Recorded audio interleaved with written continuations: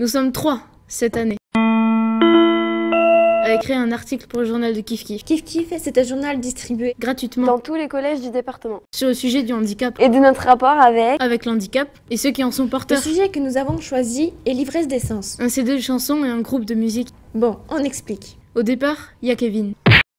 Kevin Sgro est handicapé et a écrit des textes de chansons. Non, c'est pas ça. Kevin a écrit les textes. À partir de ces textes, ont été créés un groupe grâce à l'association Ampli. Pour les détails, vous n'avez qu'à lire l'article de Kif Kif. De toute façon, si vous êtes là, oui, vous qui nous écoutez, c'est que vous avez lu notre article. N'est-ce pas? Donc, pour faire écrire, Disons le mot créer cet article. il a fallu bosser. Nous et nos encadrants, Martine Gilles et Mathias Gibert, On a dû se réunir, allez, une petite dizaine de fois. à peu près. Il a fallu étudier comment on écrit un article de journal. Titre, sous-titre, accroche, illustration, mots-clés. Il a aussi fallu qu'on se mette d'accord sur le contenu de l'article, En gros, savoir ce qu'on voulait mettre dans l'article. ce qu'on voulait dire. On a travaillé sur les questions pour Kevin. Pour cela, et comme Kevin ne parle pas, on a dû communiquer avec lui par courriel. On a préparé les questions pour les musiciens. Et là, le hasard, Ou la chance. et qu'un prof du collège Jean d'Albret à Pau. Pour rappel, est aussi musicien, guitariste et joue dans l'orchestre des textes de Kevin.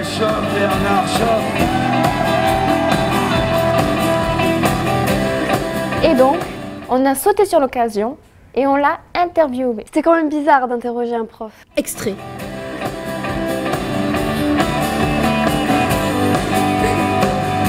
Ah oui, c'est Madame Gilles et Monsieur Gibert que je connais un peu puisqu'ils travaillent ici. comme moi.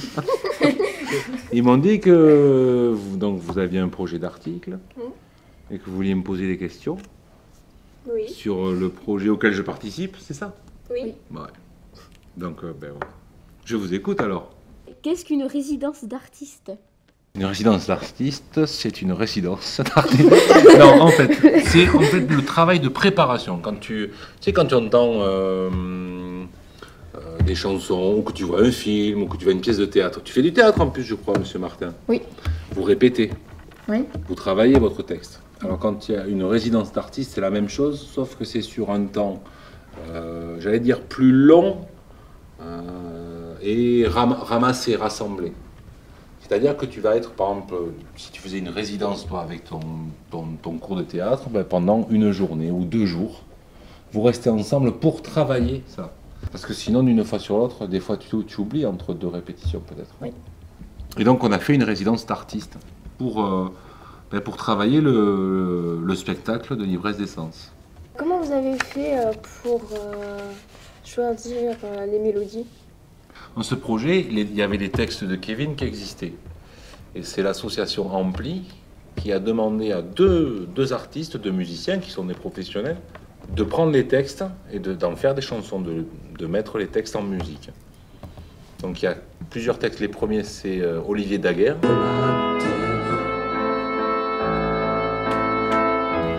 Daguerre, c'est un chanteur qui travaille, enfin qui est sur la côte basque surtout, mais qui travaille un peu partout. Et le deuxième, il s'appelle Calam.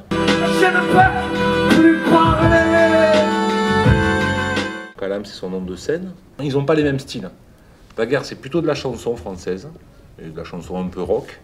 Et Calam, il est attiré par le hip-hop, beaucoup. Et parce que c'était aussi Kevin, l'auteur, qui aime bien ce genre de choses aussi. Donc c'est eux qui l'ont fait. C'est eux qui ont inventé, créé la musique. Et donc c'est de là que vient le côté hip et le côté pop dans le CD. Voilà, exactement. Dans le côté hip et le côté pop dans le CD, c'est ça. Daguerre avait des idées, il disait, ce morceau, j'aimerais bien qu'il y ait une guitare un petit peu comme ça. Ah, ça serait bien qu'il y ait du violon. Voilà, il avait des idées. Et puis les musiciens donc, du collectif, nous, on avait dit, on veut essayer de faire ça. Ce projet, au départ, il y a eu d'abord un texte de Kevin qui a été mis en musique. Kevin a aimé. Il y a eu un deuxième. Et puis bon, au bout du deuxième, Kevin avait beaucoup de textes. Il en a encore des textes qui sont à mettre en musique. Et puis, donc, c'est Olivier Peters, le directeur d'Ampli, qui nous a dit, mais le collectif de musiciens, il faut lui donner aussi un nom, parce que vous existez, vous avez fait quelque chose. C'est pas vous qui avez écrit la musique complètement, ou qui avez écrit les textes, mais vous avez fait quelque chose. Donc on a fait une liste de propositions. Alors, la liste, elle a été très longue. Il y avait des choses qui étaient trop drôle. On a failli s'appeler les Kevinettes, mais c'était pas très bien, parce qu'on était les musiciens de Kevin, ça allait pas. Voilà, alors j'en donne qu'un, après il y en a plein que j'ai oubliés. Et puis au bout d'un moment, on a été un peu sérieux aussi dans cette liste, et il y a un des membres du collectif qui a proposé ça, et il essayait de trouver un nom qui soit un peu court, enfin il cherchait quelque chose de sympa, et je pense qu'il a trouvé, C3O, le collectif de la troisième oreille, puisque les oreilles, on en a beaucoup besoin quand on fait de la musique. Et quand on l'écoute aussi. Mais il y a une troisième oreille. Il y aurait une troisième oreille. Et vous savez où elle est, cette troisième oreille? Non, il n'y en a que deux. Alors, c'est le C3O, collectif de la troisième oreille. La troisième oreille, c'est l'oreille du cœur. Donc, c'est pas une vraie oreille, mais c'est... C'est le ventricule. Oui, voilà, vous avez des secrets, là. L'ivresse des sens, je crois que ça... Kevin, quand il écrit, il parle des sens, de ce qu'il voit, de ce qu'il ressent, de ce qu'il entend, de ce qu'il aime. Voilà, donc peut-être que c'était... Je pense que quand ça a été choisi, notamment là, alors Kevin a été d'accord avec ça, parce qu'on lui demande toujours son avis. Je crois qu'il y avait notamment Olivier Peters, donc le directeur d'Ampli, mais aussi je crois que c'était avec Alain et Daguerre notamment, de choisir ce titre-là. Et il trouvait que ce titre-là correspondait assez bien, pouvait bien englober tout ce qu'on trouvait dans les textes de Kevin. Il a participé aussi à des répétitions. Alors Kevin, il est venu à des répétitions, oui, quelques-unes, notamment quand on fait des concerts, avant le concert, on répète un petit peu, on s'installe, là il vient, parce qu'il est toujours là, il veut toujours venir, il fait de plus en plus de bruit, il est content, mais c'est bien, hein. Voilà. C'était très intimidant de le rencontrer la première fois. Enfin, je crois qu'on était tous intimidés. Parce que c'est pas tous les jours qu'on voit que même un handicapé peut écrire des chansons en parlant de sa maladie et des autres aussi.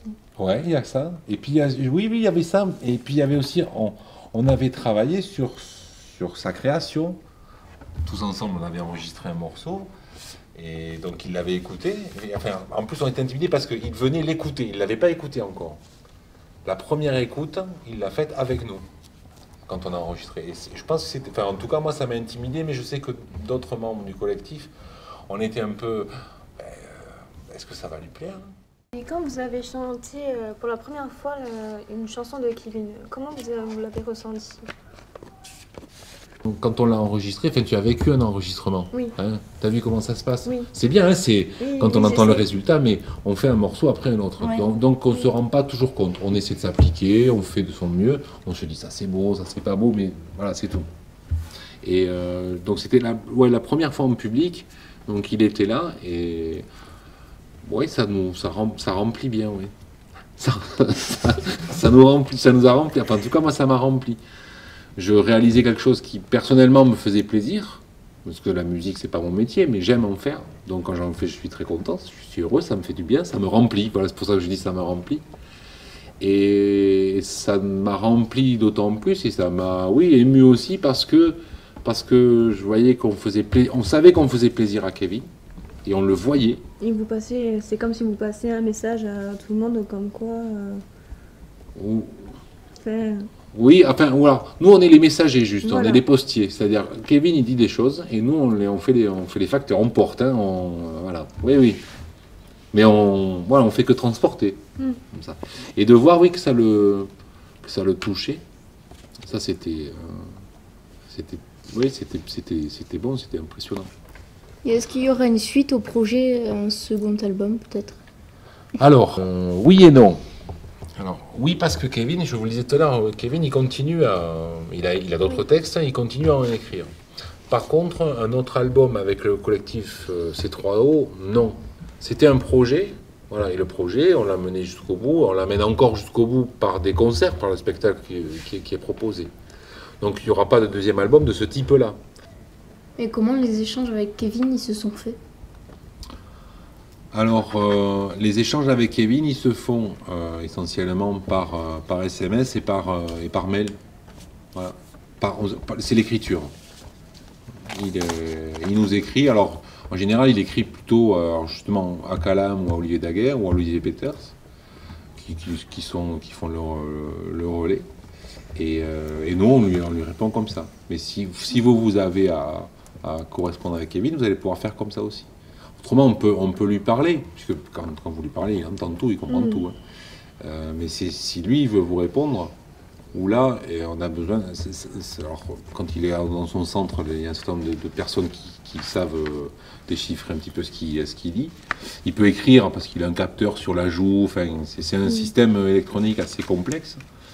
Mais autrement, il communique beaucoup avec sa mère, avec sa maman, il communique avec les yeux, en clignant des yeux, en dessinant en quelque sorte avec les yeux. Ensuite, le groupe de musiciens a organisé à la médiathèque une sorte de conférence de presse. C'était nous la presse. Ouais, mais il y avait aussi un grand nombre de jeunes lycéens de Saint-Jean-de-Perse. Du coup, on était un peu intimidés. Et en plus, Kevin était là.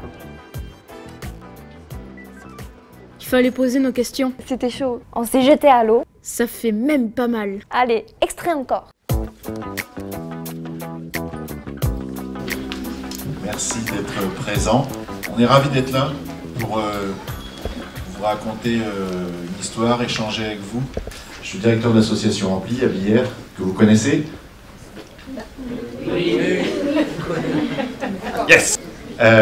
Donc Kevin est venu me voir à l'occasion d'un atelier écriture de chansons. Il est venu nous voir avec sa maman et sa maman nous a dit voilà, mon fils écrit des textes malgré son handicap et malgré qu'il ait perdu la parole à l'âge de 10 ans.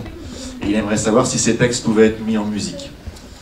Et donc on a regardé les textes et puis on a souhaité tenter cette aventure parce que ça nous a touchés. Donc rencontre entre Kevin et l'association Ampli, dont je suis le directeur. Il écrit des textes, il a perdu la parole, il est handicapé et il produit des textes qui nous interpellent. Et un collectif de musiciens se monte autour de ce projet-là.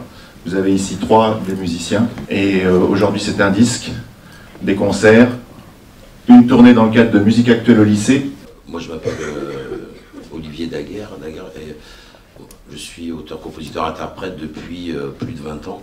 Alors, donc moi, la première démarche, ça a été de contacter, sans qu'on se rencontre encore, Kevin, mais par le biais de sa maman que j'avais rencontré avant, sans voir Kevin, pour connaître ses goûts musicaux, histoire que là-dessus, on se met vraiment au service d'un projet et d'un auteur. On a souvent l'habitude d'écrire nos propres chansons, tout ça, donc c'est plus simple, parce que on prend pas, enfin, on n'est pas là à se dire on fait un truc qui nous plaît directement, donc c'est pas la même chose. Là, donc je demandais les goûts musicaux. Ça allait de Rihanna, enfin, qu'est-ce qu'il y avait, Rihanna, il y avait du rap aussi. Ouais. Jean-Jacques Goldman, qu'est-ce que... Brel. Céline Dion, Edith Piaf. Enfin, vous voyez le truc, c'est comme... ouais, j'ai une palette quand même assez large.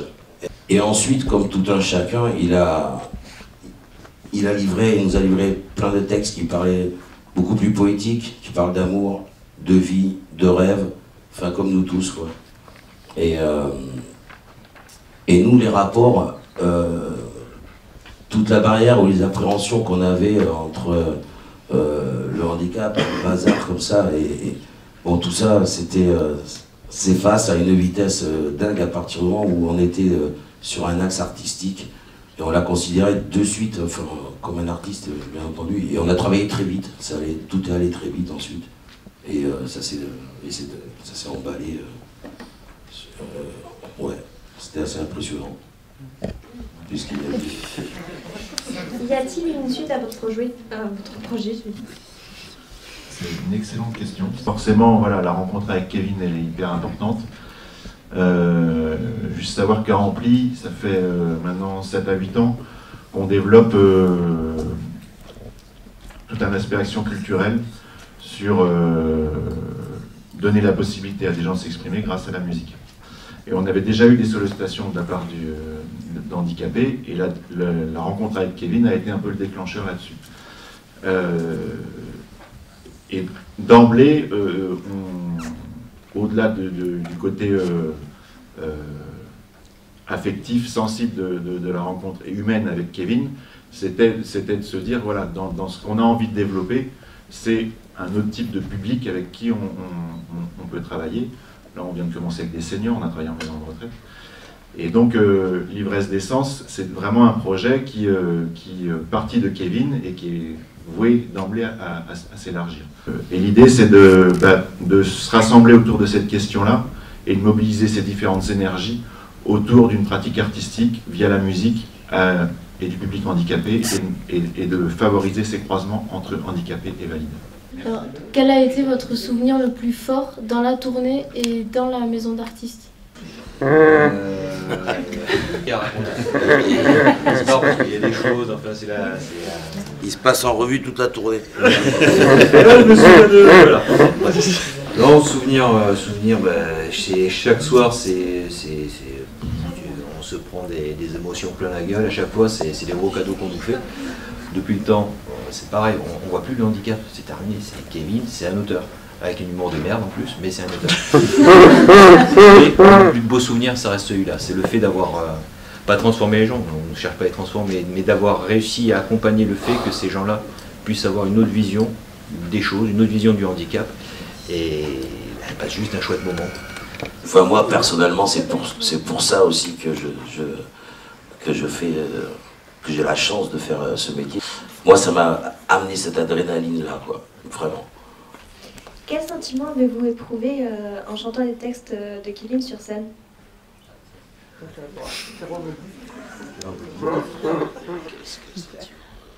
Bah, ça rejoint tout ce que j'ai dit auparavant, quoi. Une grande émotion, beaucoup d'ivresse aussi, comme on dit. Ouais, ça rejoint vraiment ça. Est-ce que disait Mika aussi, ce côté, un côté jubilatoire. Est-ce que la motivation est venue des textes? Oui. Ouais, en dehors d'un aspect quand même un petit peu militant et singulier, quand je parlais d'isolement ou de croiser un petit peu que les gens se rencontrent, etc., il y avait ça, mais après, oui, la motivation, ouais, vient des textes. Parce qu'on a pris ce projet aussi de par la qualité des textes. On vous passe une réunion de travail pour faire le compte-rendu de l'interview et de la conférence de presse. Tout ça nous fait un matériau indispensable pour faire notre futur article. Et il nous faut beaucoup de matériaux. On a préparé alors le grand moment de cette aventure. Le concert à Ampli. On vous montre des moments.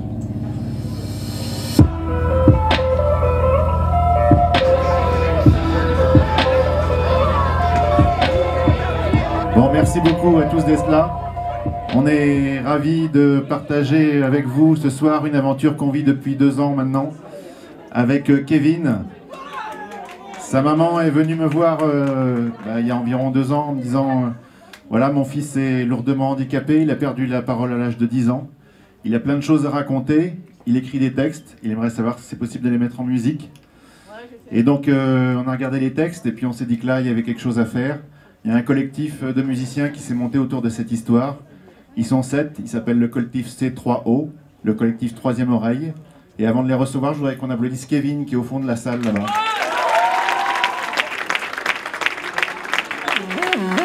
Bonsoir à tous.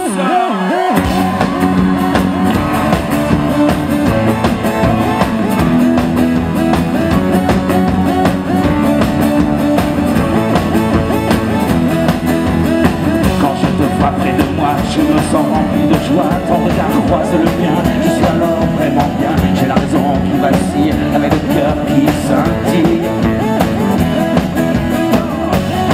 Les nuages se dévoilent, déchirent la voie lactée.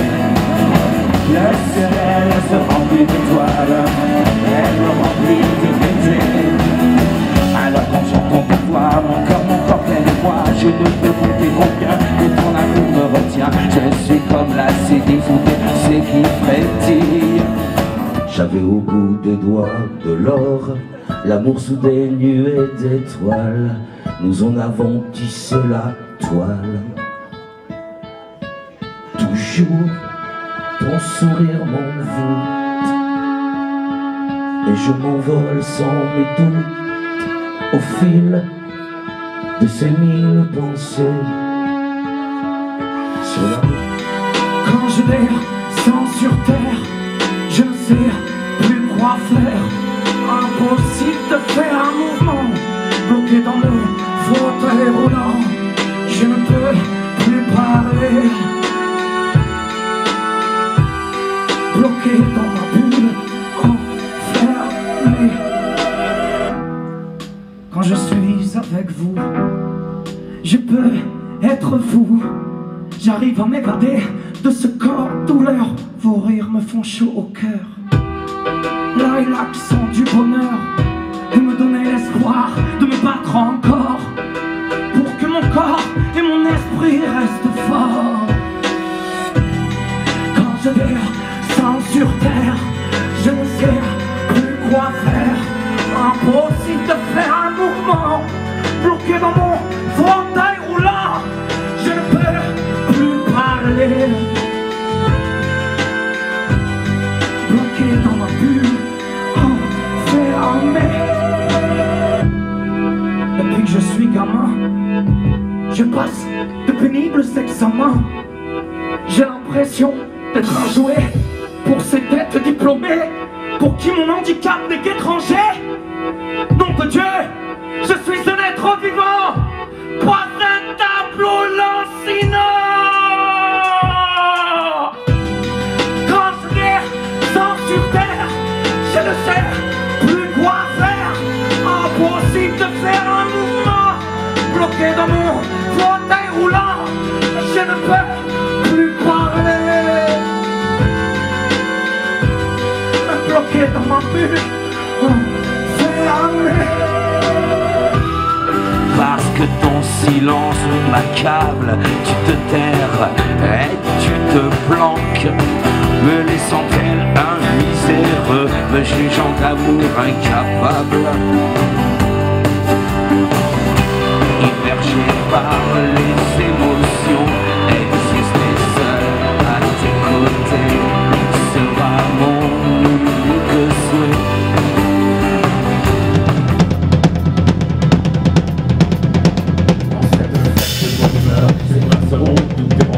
Auquel tu réfléchissais tant pour te révéler dans ce moment du bonheur qui paraît infime. Du bonheur qui paraît infime.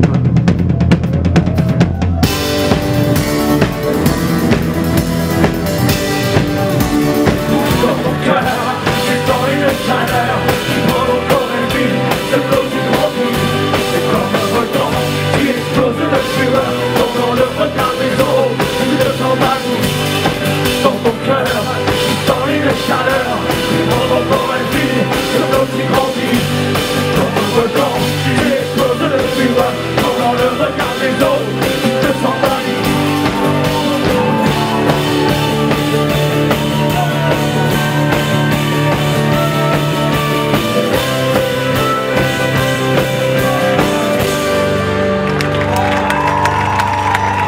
Merci beaucoup. Merci, merci.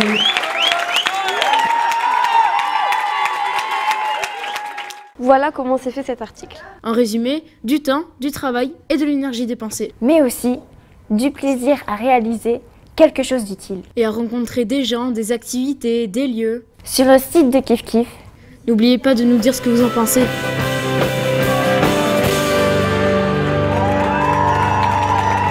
Merci beaucoup. Merci, merci.